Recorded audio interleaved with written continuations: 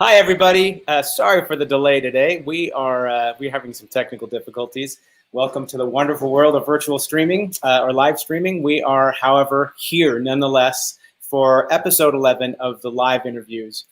We are here, of course, because of an event that started back in May for the NF Hope concerts, where, of course, because of everything happening around us, this pandemic, we had to take the NF Hope concert for Chicago, New York online. So that has sprouted a number of incredibly generous performers who have either performed for us in the past or want to or just haven't been available. And we've brought them onto this new series called The Live Interviews. This is episode 11. We have episodes lined up all the way and guests lined up all the way through September.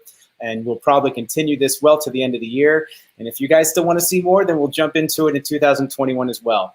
But for those of you who don't know, the NF Hope concerts were created by my wife, Melody, and I soon after our daughter, Emma, was diagnosed with a neurological disorder called neurofibromatosis. We'll tell you a little bit more about this in just a second, but welcome everybody to the live interviews.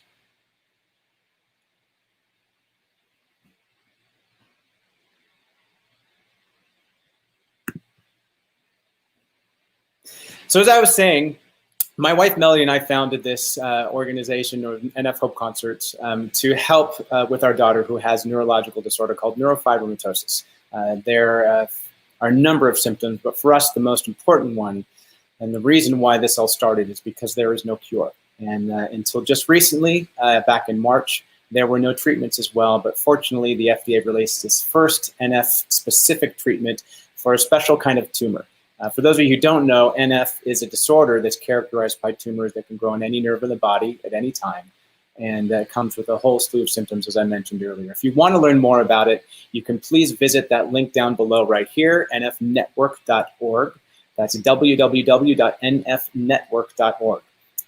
Right now, the reason why we're continuing this as we move towards what is our 10th annual NF Hope concert here in Las Vegas is that we are this close, everybody. We're this close to breaking $1 million raised. So join us in October, help us get there. If you wanna help us get even closer as we get there, go ahead and go to that link, nfnetwork.org, and you can not only learn more about the organization and NF, but you can also help us get to our goal. All right, so today for our interview, we have two of Vegas's entertainment royalty. They'll probably be shaking their heads at that title, but that's what I think, and that's, I know, what many others think. Clinton-Holmes and Kelly Clinton have been performing in this town for quite a while, and I'm sure all of you know them. Instead of letting me tell the story, I'm going to let them and welcome them to the screen. Everybody welcome Clint and Kelly. Hey, guys. And we got past our technical difficulties. We managed to get on, and we're all set. How you guys doing? You know what, Jeff? It's funny with all the technical stuff. Kelly has her show that she does, with Lena. Right. So she's really kind of learned a lot about it. I'm still the one who goes, "Hey, Kelly, come here. What button do I press?" Obviously, I haven't learned enough because we couldn't get on the right way. But we're here, and thank you for having us. Of course, it's my pleasure. It's funny, at this point during the year, usually I would have seen you guys at a couple of composer showcases and other events or red carpets. It's such a strange time. I started these interviews back in May, and initially one of the first questions was, okay, what have you been up to during COVID? Because this was the novel thing. Everybody's locked in their houses. This has never really happened before. But I stopped asking that because people have sort of moved on and done things. And but honestly, because I haven't seen you all year, what have you guys been doing during COVID? Yeah. Nothing. We've done so many different things, and it's gone through different changes over these months, as is everybody's story. But first we were trying to create music, then we were eating, and then we were treadmilling. No, but we've tell done them about some, your show. Oh well. I tell you what, I will give you a specific moment to talk all about your show, but we hear a coffee time. I mean, my goodness, there's a sign over your shoulder. Yeah. So we will definitely get to coffee time. Yeah, this is the studio. Hey, You have a studio in your house. Yeah. This this it's a box. It's a corner and a bunch of boxes over there. But if it makes you feel any better, these are just simply the stairs. That's it. But you put a camera in the right spot, and it looks like it's a set, right? You know, because you're a theater guy, I'll tell you what I've told friends this. About a month into it, I think at the beginning we all thought, or many people thought, well, this will be a respite, 3 weeks, 4 weeks, and we'll get back to do it. And then, like a few weeks or a month into it, we began to realize this ain't going away so fast. So, and as gigs went away, as more and more shows that were, the month of July went away, the month of August, everything went away. I decided that I would, in a sense, in my mind, switch careers. I said, okay, so I'm not going to be an entertainer for I don't know when, next year, the end of this year. So I'm going to do people always say, what would you do if you weren't this, right? And my answer is always a writer. I would write. So I decided that I remember Neil Simon, the great playwright, saying that he built a studio behind his house. It was like maybe 50 feet away. But every morning he would get up, make his coffee, read his paper, put on his suit, and walk 50 feet to his studio, shut the door, and write. To work. To work. In other words, I'm going to work. It doesn't have to be, I got to go to New York and climb upstairs, and it's right here. So I decided that I would start writing 6 to 8 hours a day. Whether it was my one-man play that I've been working on forever, whether it was songs, and what's happened is, first of all, I finished the play finally, and then I've been a part of creating alliances with songwriters that are, like Frank Wildhorn, who wrote Jekyll and Hyde, This Is the Moment, and all of that. Frank and I are like our 10th song, and it's turning into a song cycle that he is already talking to producers about producing down the line. I'm writing with Larry Golding, who's James Taylor's piano player. I continue to write with Christian. It's because I'm doing it every day, all day. It's turned into more than just, well, I think I'll write. It's turned into projects and potential things. So that's exciting. That's exciting. That is really exciting. Now, I wanted to. Right? No. You didn't know not at all. I think with all of us, it did that, right? It did start out that way. It was kind of like, what are we going to do now? And then it was a lot of cooking and binge watching and all of that as this started to develop. So I just wanted to point that out. We didn't just go, okay, we'll do this. It just kind of felt into, we got some time. Yeah. So we're going to jump to the heavy stuff in a second, but since we're already talking about this, that one of the things I want to talk about is, everybody, we're trying to find the silver lining in what's happening here. And there's a couple ways that people are trying to do that. One is what are the things that I'm enjoying now that I want to make sure I don't lose when whatever normal is comes back. And then the other thing is, people are trying to find ways to reinvent themselves. Clint, you've sort of decided that you're going to be a writer, and it created these opportunities. And that reinvention has been such a huge part of what I think everybody's doing. Kelly, have you sort of found a reinvention, reimagining yourself that has landed you in a place you never thought you'd be? Is this that moment where I talk about the show? Go for it. Just go. We're already off script, so let's go for it. Plans are overrated. But anyway, obviously I am back to work at the Tuscany on Wednesday nights now, but that is only the last few weeks, But my best friend, Lena Prima, I think you know Lena, and she is an amazing singer and talented artist. And she moved to New Orleans years ago. We went to high school together. So we're best friends. And so we found, obviously, that when you have a really good friend and you talk to them during a time like this, or any time of difficulty, you always feel better. So that's how it started. And we started talking more on the phone. And then we got on Zoom, which is like great invention. Because I hadn't seen her as much as seeing her now until this pandemic and the Zoom. So Zoom, I call it, like the Facebook and the Twitter.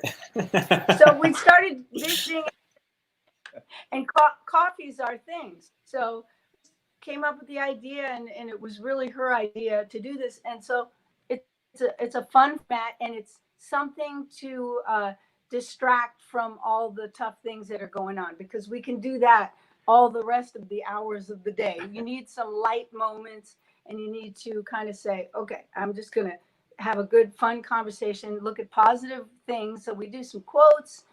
Lena has great tips, destination, makeup, products, and all kinds of stuff.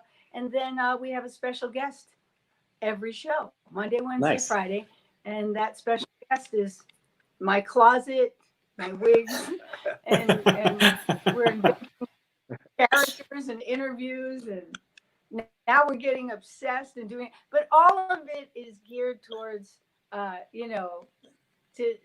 a distraction and a break. So it's a coffee break, and you can drink coffee anytime of the It's day. two friends. It's really two friends absolutely. talking, and creating. And my wife, they've done 40. How many shows? I don't know now, about 46. 46 shows. Wow. For which she's created a new character for every show. I used to have 4 characters. Now I have 46. 42. I love some of them.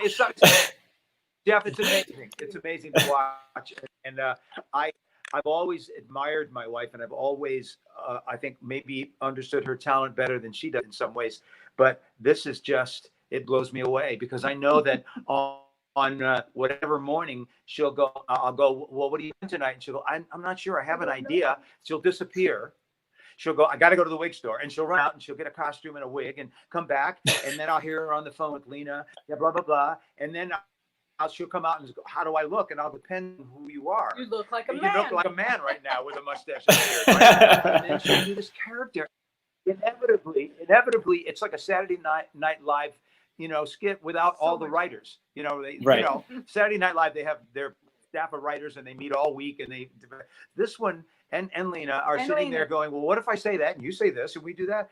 And it's all really of a sudden we're doing a show. It's great. I'm very, very. And I may walk into this room like, oh my God, I don't have my stuff together. And then I walk out going, we did it.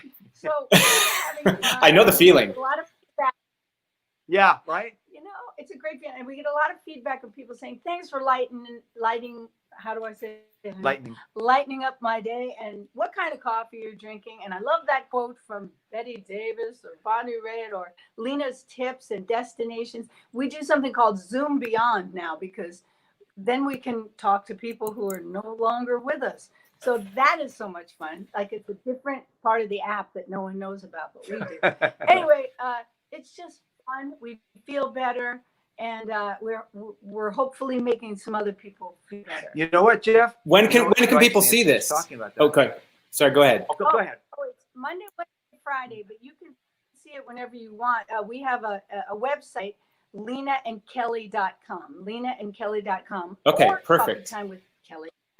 Anyway, lenaandkelly.com, and you can subscribe to our channel, and it comes to your email, or you can watch us on Facebook. We have a page, Coffee Time with Lena and Kelly. Let's make sure that I get all that info, and I'll include it in the link afterwards. Great. Okay. What I was going to say that came up when she was talking, Jeff, about you, is that you are the guy who, when we do a composer showcase, which we all do so much, which for those who may not know what that is, it's an opportunity for writers to get up in front of peers and audience and say, well, I wrote this, let's see how it goes, and you are of all the people who do that show, to me, you are the one who is the most experimental in terms of, you'll get up and go, okay, look, I've played this exactly once at rehearsal today. so if I screw up, right? But that's really the true spirit of the evening. Yeah. So I admire that. It's a vulnerable sharing, and it's love in the room, right? Yeah. I miss it so much. So yeah, me too. Hey, I tell you what. Well, while we're talking about coffee time, let's give everybody a little taste of it. Yeah, sound good? Yeah. Sure.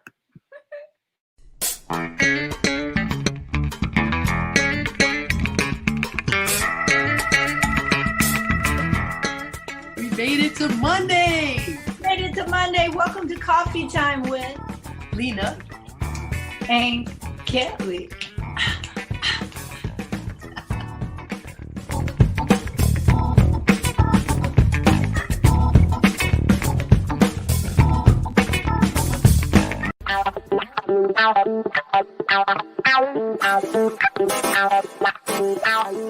Ladies and gentlemen, welcome to Madison Square Garden, where tonight we're going to settle the score between who's tougher, the streets of Philadelphia or the streets of New York City. Tonight we've got a legendary boxing match between two great fighters, Rocky Balboa and Irish Johnny Clinton. This match has been in the making for some time, and here's Balboa as he enters the ring.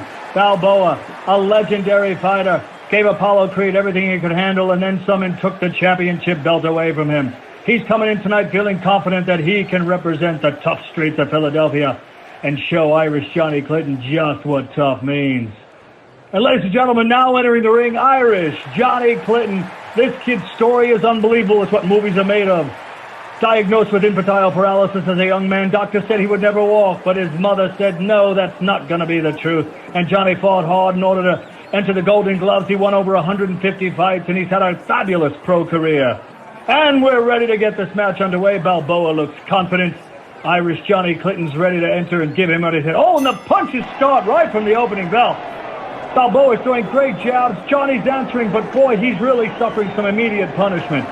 These two are going to show each other who's tougher, Philadelphia or New York City. Oh, look at the blows fly. Both of them are just, oh, nice duck and weave by Balboa as Johnny's just flying.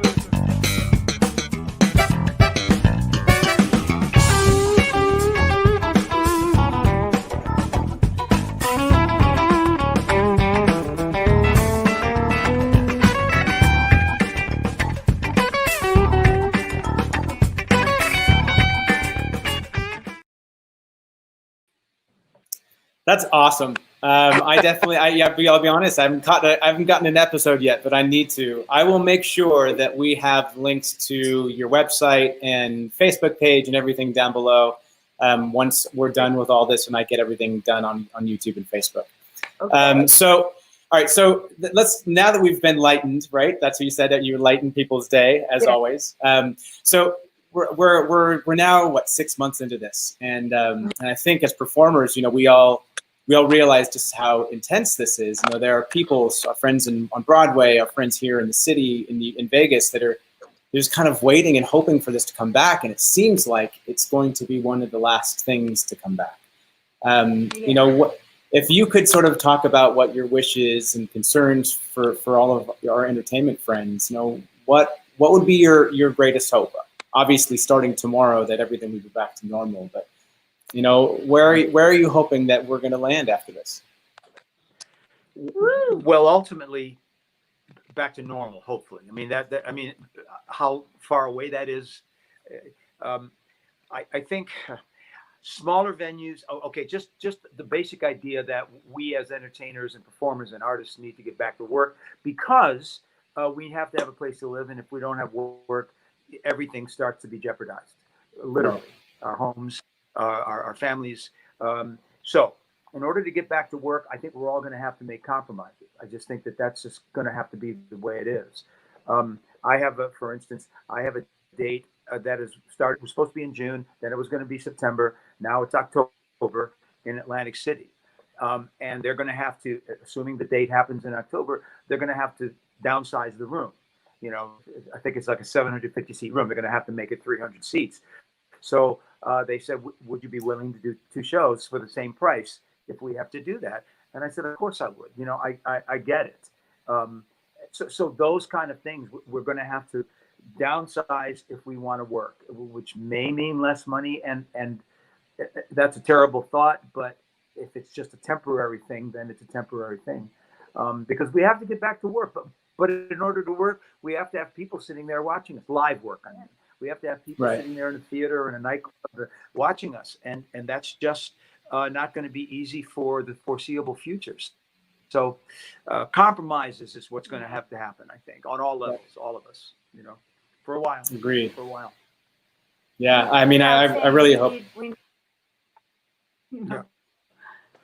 I mean, yeah, you gotta be healthy and safe, so it's really scary. And not to be political, because I'm not going to be political, but you hear people say, well, as soon as the election's over, it'll be gone and we'll all be back to work. And I kind of look at them like, what are you talking about?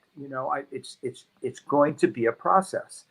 Even when we get a vaccine, which I hope is tomorrow morning, even when we get that, we have to get to a place where people trust it. We have to get to a place where everyone can get it. I mean, there's just all these steps to be taken, no matter how quickly things happen. It's really frightening. But the thing that is unique is that we're all in it together, and it's nobody's fault. Not like you lost a gig or I lost a gig or Kelly lost a gig. We all lost our gigs. Right. So, on one level, that's horrifying. On another level, at least it doesn't feel personal. It feels like real. It's a cliche, but we have to do it together. Yeah. Right. Exactly. There's that camaraderie that definitely makes it better. Let's go from there. And again, we had talked earlier about silver linings. There's the reinvention is one of them, and the other is there's those things that I think all of us have sort of found that we lost in normal. The craziness of normal. I know for me, I've had dinner with my family every single night. Since this all started. I think I probably had dinner with my family more this year than in the last 4 years combined. And there are gifts that we found, right? So have you guys sort of found some of those gifts? Absolutely. That is what I mentioned a little earlier is Clint was traveling a lot and I was working a lot as well. So the dinner time was not really dinner time, 7 days a week. And our puppy Jojo, she popped into the scene.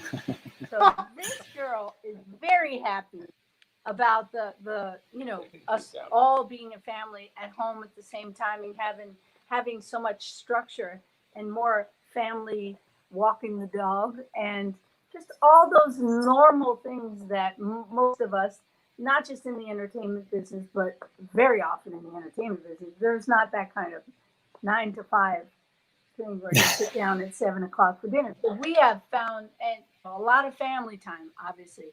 And I have family here in Las Vegas, and my husband's children and grandchildren are, so we haven't spent a lot of time with them, but there's more time for normal. And it's stuff. A great, and because of that, for me at least, I have a greater appreciation for my partner. I do. I mean, we have more time to talk about things.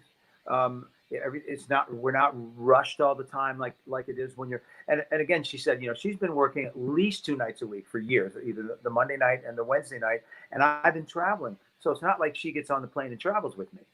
I'm away for 2 weeks, and I come home and so it really has been. That's been a great blessing. That's been a great blessing. So and really traveling right before all of it. It's like on tour. I was home a week the whole year until this happened. Oh my gosh! To when March, I had only been home crazy. 1 week. It's been crazy. So amazing. So there's all of that. There's a lot of binge watching and all of that stuff. And also in the middle of this, not to share too much and bore people, but we had some things go wrong in the house too. So we've got this whole. Oh my God, I don't want to go into it. Okay, I'll tell you. No, but it's fun. I haven't finished the sentence yet. But it's a lot of stress with that going on because you go, oh, really? Right now, during this, the plumbing thing. So we're under construction downstairs, and so we're going through all those normal things where you're calling the insurance and so I feel like my husband. Think he's proud of me because I'm the one on the phone going, now wait a minute. So we're very much working as a team on all kinds of normal things, and so we have all the blessings you're talking about. You have to appreciate all the good parts. How's Emma dealing through all this? She's actually, I think like all of us, she's gone through stages. I think there was the initial mourning for her friends in school. Then there was I get to hang out and watch TV, and there's no schedule. I'm done with school early. I don't have to worry about getting up. It's 6:30 in the morning. There was that little celebration in there, and then sort of came summer, and I think that was the hardest part. Was these are the time when she goes off to camp and she gets to do the fun things that she really enjoys. And I think that's true of all the kids and all the families that I've spoken to. And now with school starting, it feels like there was no break.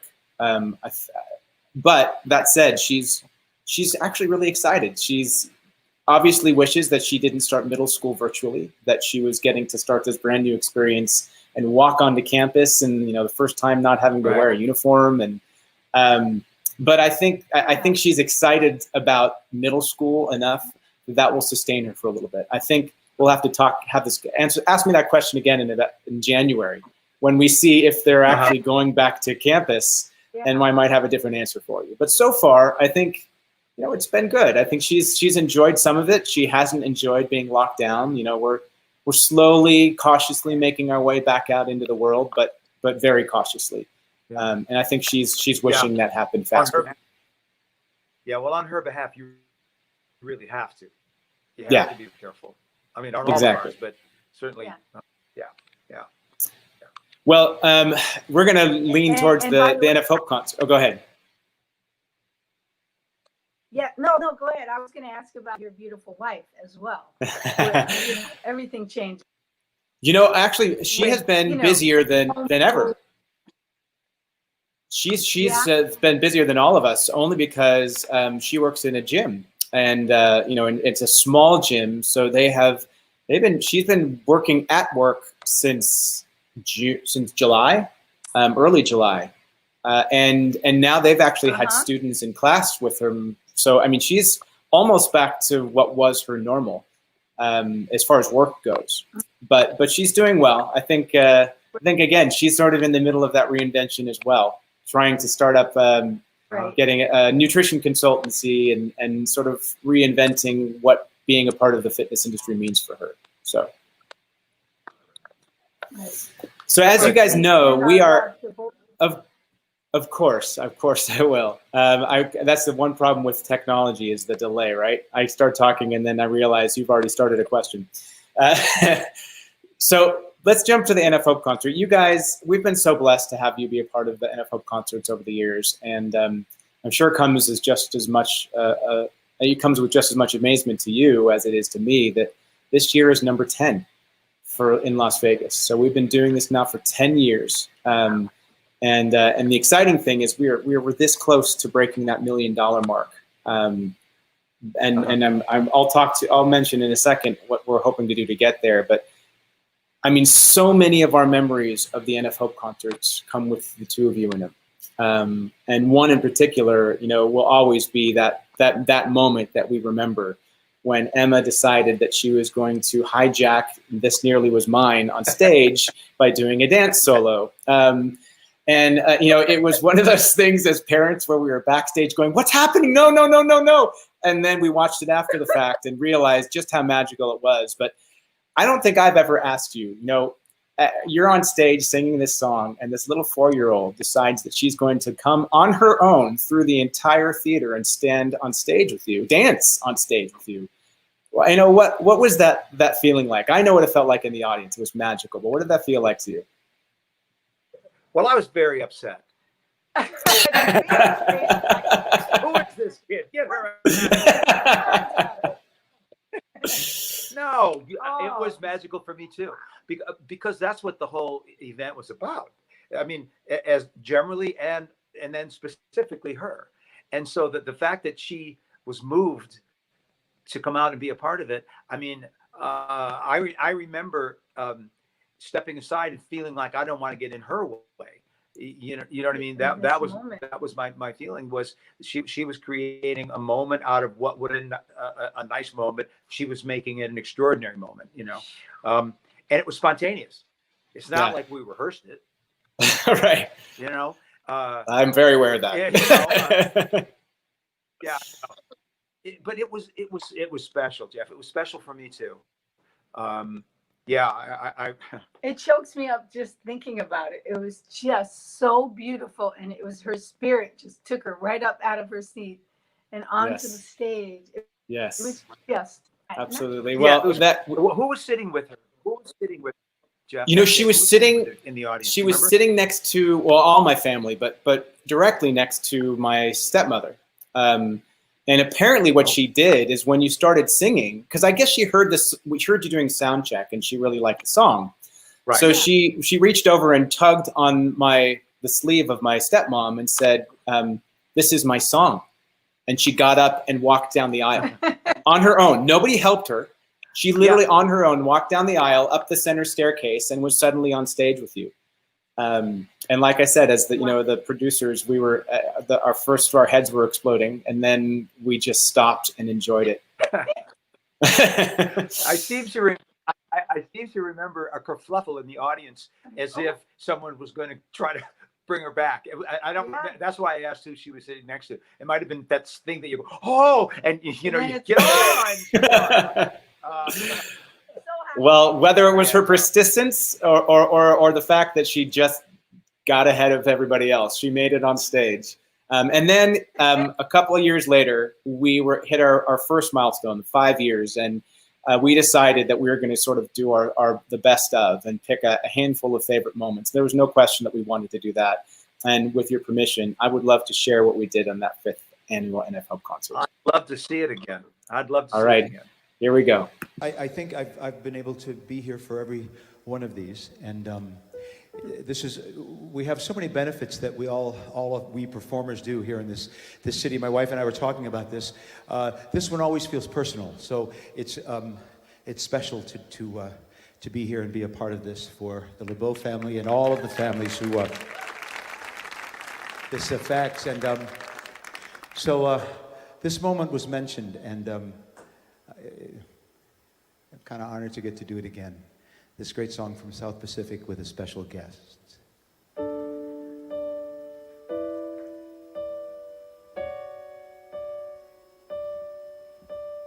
One dream in my heart, one love to be living for, one love to be living for. This nearly was mine.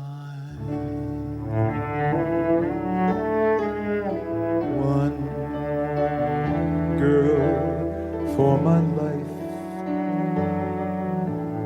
one partner in paradise.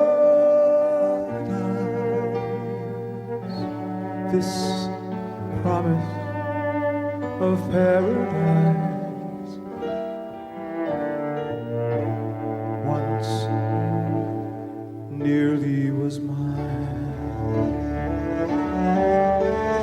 Close to my heart she came, only to fly away. Only to fly as day flies from moonlight.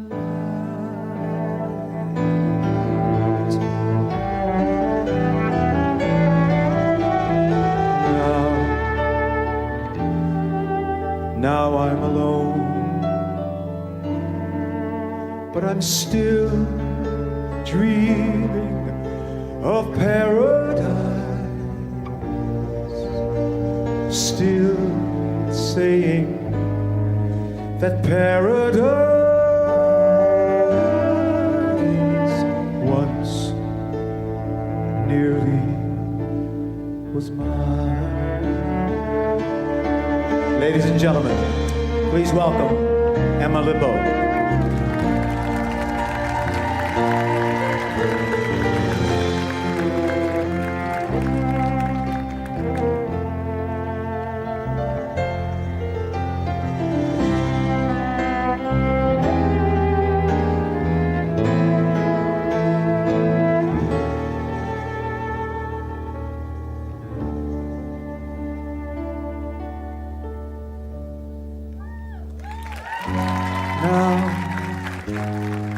Now I'm alone, still dreaming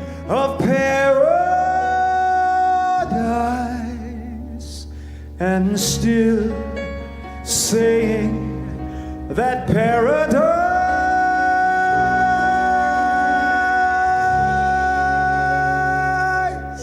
nearly was mine.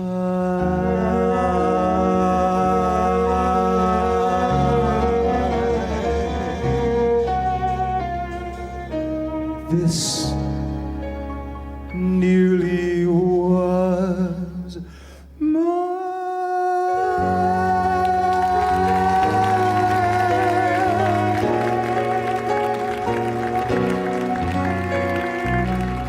Emma Rivera. Let's take a bow.